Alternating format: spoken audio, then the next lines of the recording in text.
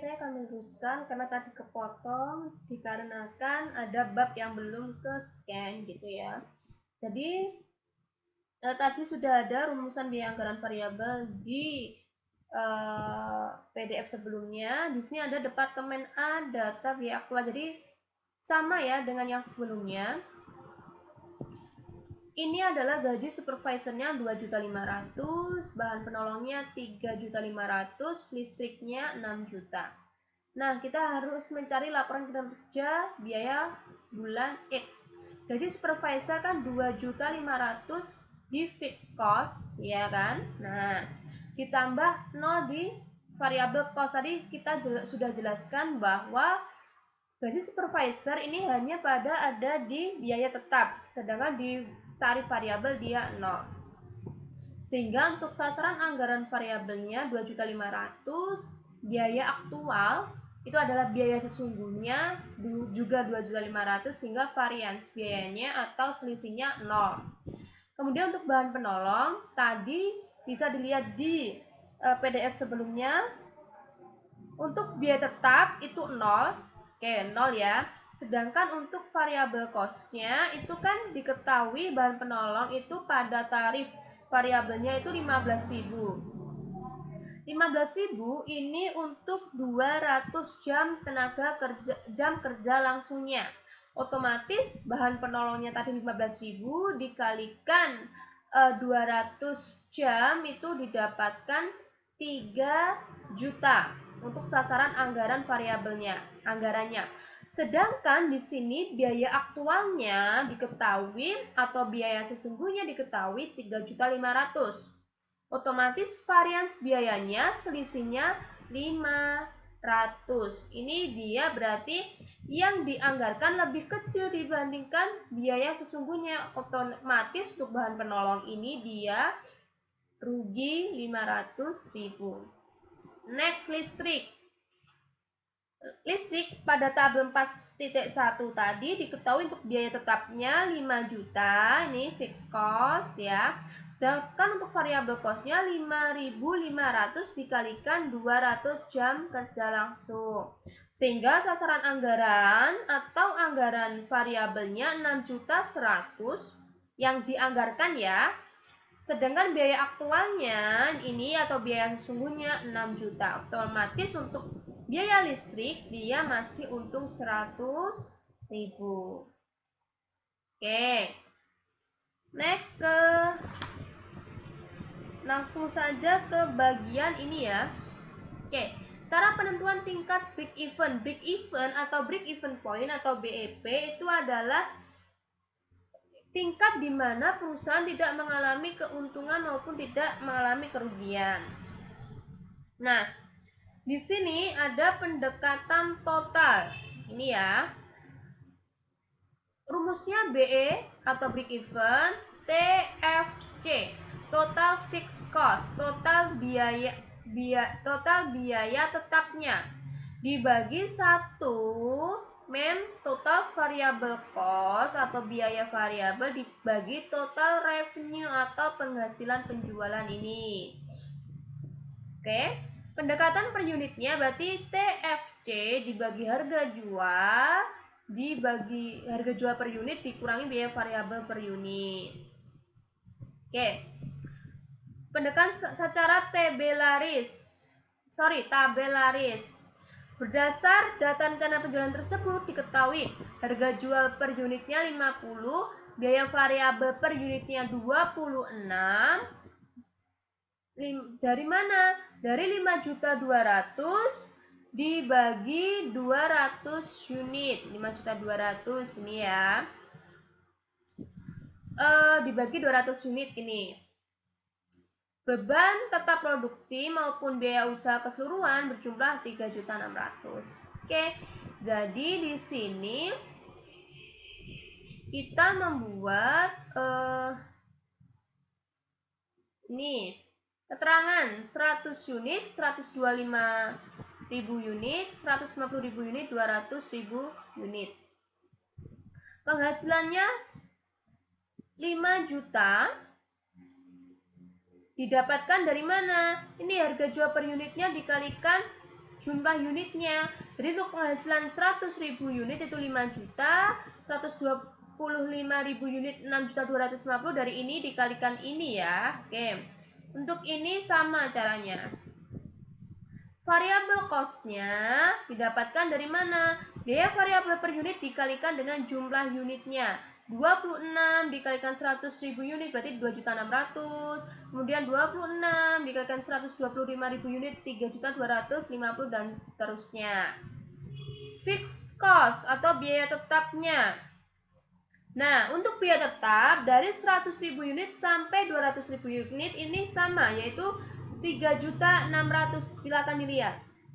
Sudah saya jelaskan di sub sebelumnya tadi bahwa kalau fixed cost yaitu biaya tetap kan. Jadi biaya yang tidak terpengaruh dengan jumlah volume produksinya. Jadi meskipun volume produksinya itu banyak atau turun, dia harganya tetap. Jadi lurus, garis lurus gitu. Total cost itu adalah variabel cost VC ditambah FC. Oke. Nih. Pada tingkat penjualan terendah 100.000 unit atau 5 juta, perusahaan akan menderita kerugian 1.200.000. Dan pada tingkat penjualan tertinggi yaitu 200.000 unit atau 10 juta, perusahaan akan memperoleh 1.200.000. Volume BEP akan dicapai pada tingkat penjualan 150.000 unit, yakni pada tingkat penjualan 7.500.000. Ini dia kosong.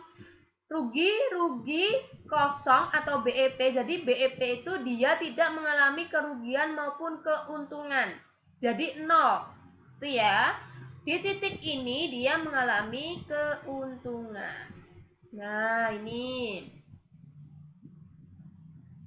Oke, pendekatan secara grafis. Dengan menggunakan sumbu X sebagai penunjuk volume, kegiatan, dan sumbu Y menunjukkan nilai rupiah, penghasilan, dan biaya, maka titik break even akan diketahui. Nah, untuk break even itu TS sama dengan TC. Total penjualan sama dengan total biaya atau total cost-nya. Nah, grafik break even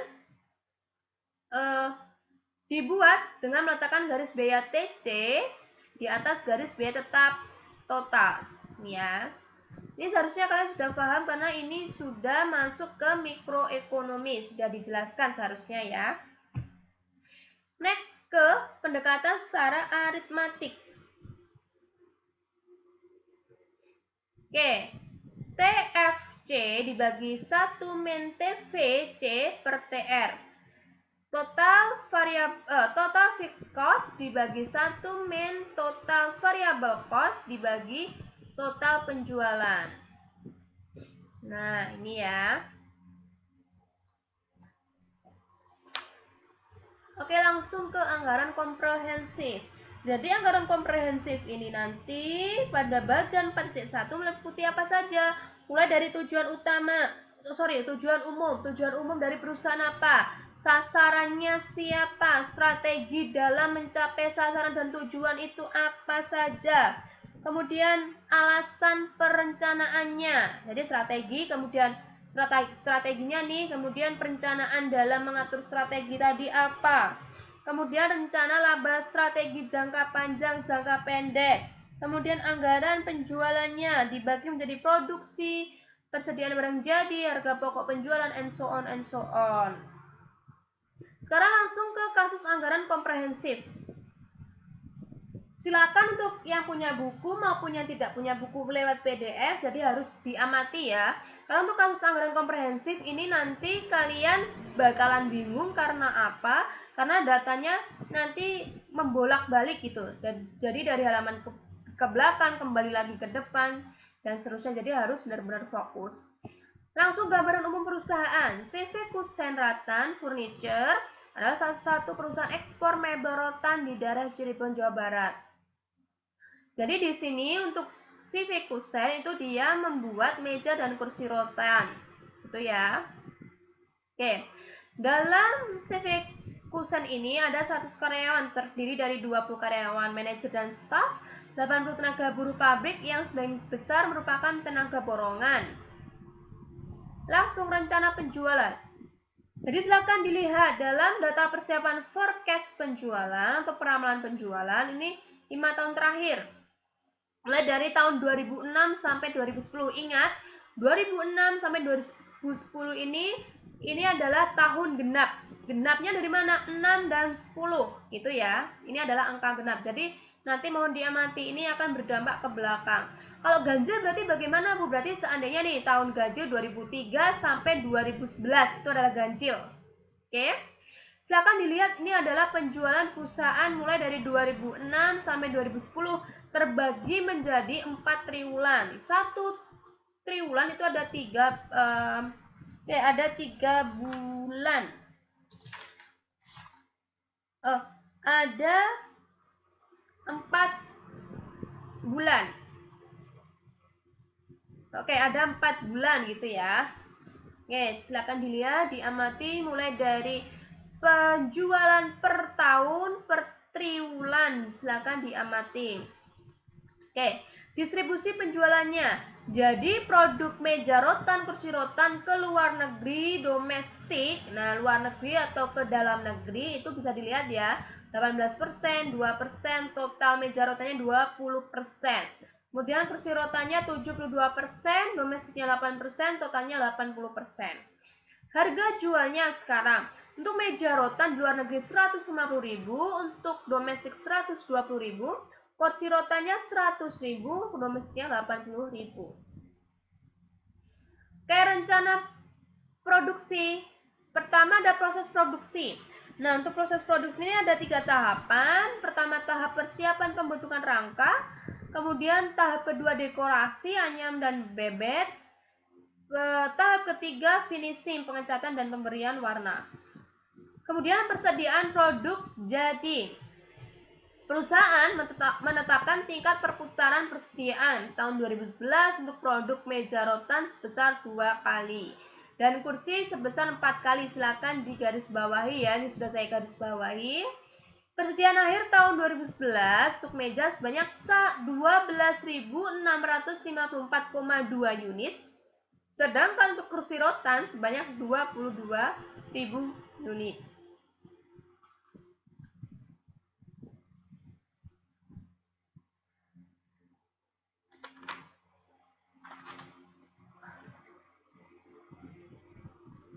Oke, sebentar ya.